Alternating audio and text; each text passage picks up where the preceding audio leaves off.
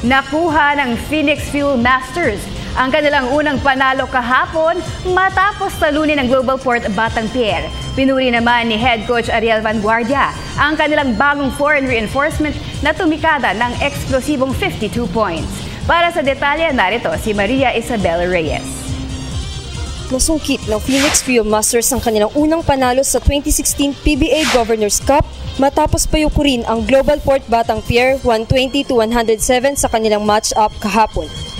Ayon kay Fuel Master Head Coach Ariel Vanguardia, masaya silang makuha ang unang panalo lalo't hindi naging maganda ang kanilang first 3 games sa liga.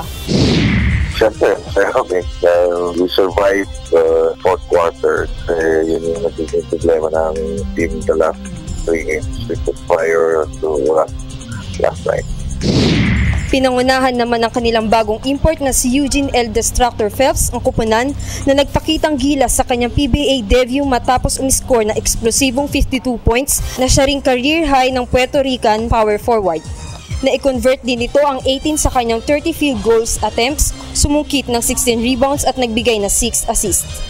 Ayon kay Vanguardia, malaking addition sa kupunan ng pagpasok ni Phelps. 4 na araw pa lang siya nagpa-practice namin and the first 2 days nag-traps pa siya. Siyempre, hindi naman namin ina-expect na ganun maganda yung lalaroin niya, pero kasi, winner din kasi siya. Maganda sa kanya, may leadership din. Nag-gather niya yung team nung down kami, nung nakahabol at nalabangan kami ng global. Kumbaga, hindi na wala yung composure namin, hindi kaya ng ibang game. Umaasa naman si Vanguardia na hindi ito ang una at huling panalo ng kupunan. 11 araw silang mamamahinga dahil sa All-Star break at muling magbabalik aksyon sa August 12 kung saan haharapin nila ang Mahindra Enforcer na may immaculate 3-0 record. Mahindra, hindi patin nila namin yung report nila. Plus yung mga locals nila like yung Chica Mineta, napakaganda yung nilalo. Pag-aabala pa rin namin saan kami magkakaroon ng chance na natsapahan yung Mahindra. Dahil sa panalo, may 1 win at 3 losses record ngayon ang Ariel Vanguardia team.